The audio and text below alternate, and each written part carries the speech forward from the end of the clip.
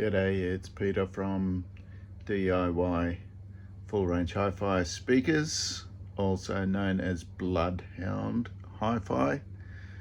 So welcome back to the channel. It's been a little while since I've done a video, but I've done a few posts with some photos, and I'm pretty excited about my current project. As you know, I'm very keen on backloaded horns and single full range drivers, therefore, and I naturally went towards the Voigt pipe design, which has merits in that it emphasizes a full range of frequencies rather than just a single frequency as in a transmission line. So, if you look through my videos, you'll see a couple of trials of various types of Voigt pipe, and I made fairly recently last year a commission for a customer with a lovely little 600mm high, kind of flat on the wall, hanging next to a television speaker, which was a double fold Voigt pipe, which is only a 4-inch Visiton full range drivers, my favorite little FR10 driver, and it sounded amazing, and the bass is exceptional for such a small driver, even though at that price point I'm really impressed with the sound we get from that. And it's the same driver I use in my little desktop Bloodhound backloaded horns. So I'm taking a leap of faith, and instead of the 2-meter tall Voigt pipe that takes up nearly all of your living room, we're going to lay it down on the floor and we're going to roll it up like a sleeping bag. So I'm calling it so far a spiral Voigt pipe, and this one is currently in prototype construction stage. I'll just show you a little bit about it in a second. Might just share a couple of shots of my SketchUp design. I'll be back. So this is the concept design, which is just a circular box. You can see the driver on the front in the black, and in the pink is the narrowing to zero width part of the Voigt pipe, and then the maroon color is the widening part which leads to the port, and traditionally that's in the base. And here we have my construction prototype version, which will be in a box. It's going to be a rhomboid shape with a 6-degree setback on the front panel and on the rear panel. So, and I've shown it there with the driver on the front face at the moment, but also if we spin it over, it can be on the face facing the port rather than facing the narrowing part of the Voigt pipe. So I'm going to try it 2 different ways and see how it sounds better. Okay, I'll hand back to me. So I'm just here in my little workshop. It's actually on the balcony of my house with these sort of cafe style plastic curtains around. You can hear the kookaburras, and there's a little bushland reserve just down there, and a bit hard to see through the curtains, but there's Oyster Bay. A sort of a very small glimpse of Oyster Bay in the distance. So I'm going to turn this video around just in a second. I can't do it while it's on. Hang on a second. Well, my phone's just gone into low power mode, folks, and it's only, I don't know, 3 o'clock in the afternoon. It's actually 32 degrees today here in Sydney, so it's quite warm, and probably more like 35 degrees in this little sunny balcony area where I am. So, I don't know if you can tell on the video, but this box is it's not an exact rectangle. It's laid back at 6 degrees, so it's kind of a rhomboid. And I've got the front face is just a solid piece of pine, and I'm using, the driver's not here right now, but I just put it inside earlier. It's a 6-inch paper cone full range driver, which I took out of my 1996 Holden Commodore, which I no longer have, but I replaced that speaker with some Alpine 2-ways back in the day, and that one sat in my garage on the shelf for about 20 something years, but I've revived them and they still work pretty good, although I think one of the pair has got a bit of distortion going on, and it might be this one. So the other one's built into another prototype I made of a folded Voigt pipe, which features in one of my earlier videos.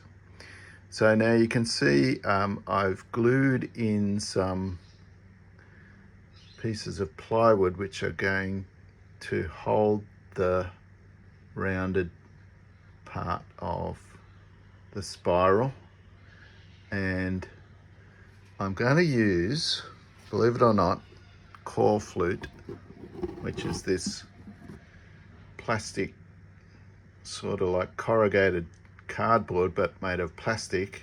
It's used for like temporary signs and signs used by politicians on election day on the roadside. So it actually bends fairly easily, and if I sort of hold it up against my timber beads, you can see we can get a sort of a curve, not a smooth, super smooth curve, but a sort of a curve. Anyway, that's going to go around the outside, and if you looked at those designs, you would have seen the wide part of the spiral goes around the outside and gets narrower and narrower and narrower and comes all the way around to here to nothing. And then, so that's the pointy end of the Voigt pipe, so the very top of, if it's a vertical Voigt pipe. And then the wave can bounce back, and it's expanding all the way. It's going to come back around. It's going to come back around, and then it's going to reach the port, which is actually now a cylinder, and I've made it 150 diameter, which is roughly the same diameter as the back of the horn. It's actually the same diameter. It's a 6-inch, so 150 millimeters, and that will come up through to the side, and this panel, which I've got down beside me here on the floor, will have a hole in it, which will be the port. So it'll be in the side, it'll be side firing port, if you like. And so we've got 180 millimeters internal dimension here. It's actually wide enough to actually accommodate an 8-inch driver as well. So I'm hoping when I get enough coin, I'll be able to buy an 8-inch full range driver, like a BG20 from SB Acoustics. Oh my goodness, I had trouble remembering that. SB Acoustics, great speakers. They're designed by the engineers from ScanSpeak, which was bought up by a big multinational audio company a few years back, and those designers got together and they manufacture their designs in Indonesia. So they're very economical to buy because of the inexpensive manufacture in Indonesia. Now I'll show you the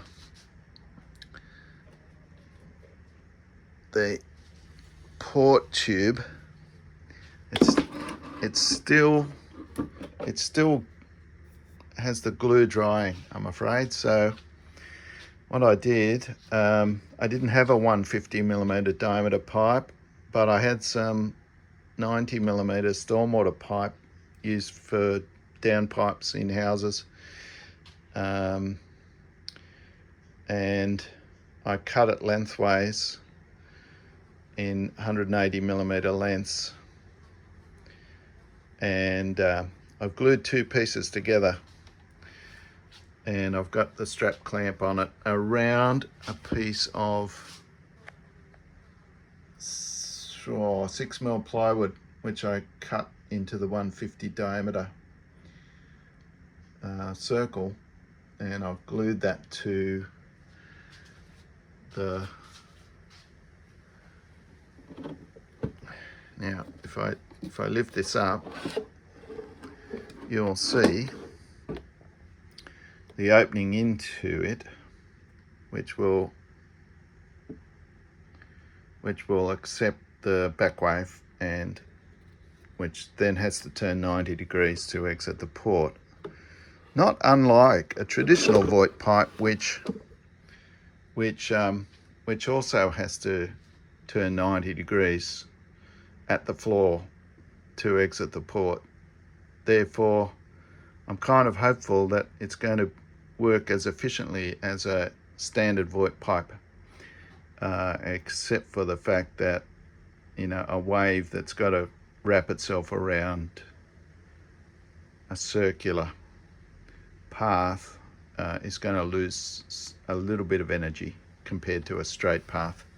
So there you go. Watch this space. Hopefully in a couple of weeks we'll have this operating, and we'll do some sound checks. Unfortunately, I don't have any measurement equipment. I've had to return a microphone which I had borrowed some time ago, and I was doing measurements. I've put a call out for any of my subscribers or some people on the Facebook group called Audiophile Full Range Loudspeakers, I think it's called. Audiophile Full Range Speakers, which is kind of an internet forum, if you like. There's about 6,000 members on that, which is awesome. I'm not sure if the algorithm in Facebook feeds all the posts to all those 6,000 people. There's only seems to be quite a small number of active members on there. The admin for that group is Steve Shopner. I hope I pronounced that correctly. We're talking about me potentially joining as an admin on that group. I haven't really accepted that yet because I've got a lot going on. I'm not sure if I will have the time, but you never know, down the track time might free up for me, and I might be able to work more closely with Steve on that. I encourage all of my subscribers to look up that group on Facebook and join, so that potentially could add quite a number of you onto that forum. where we can share ideas, talk about different drivers, different cabinet designs. I love the whole concept of full range hi-fi, and I'm going to make another video about that very shortly, just in the sense of full range versus multi-driver speakers and pros and cons. Yeah, so watch out for that. We'll put that up shortly. Thanks for your time. Thanks for watching. Thanks for supporting my channel. And I hope to have a bit more repartee with you guys in the comments about your projects, what you like, what you don't like, your favorite drivers, your favorite music genres, blues for me, a little bit of lounge, a few other things, but blues is my poison, if you like. Happy full ranging, and take it easy. See you next time. Oh look, I forgot to mention that I intend ultimately to fit this cabinet with a SB full range 6-inch driver. I'm going to purchase those from NB Audio. I think they're associated with Wagner Electronics, and they've given me a very good price for these drivers. I think they're around $55 each. And potentially also there is a dual concentric driver SB 6-inch, which is exactly the same size as the full range, but has a separate tweeter and will require a crossover. So ultimately, we'll be moving away from full range, but potentially even a better sound there. Oh, I sound very disloyal, don't I? And then we can move on ultimately to explore 8-inch drivers in the same cabinet. Anyway, sky's the limit. Talk soon.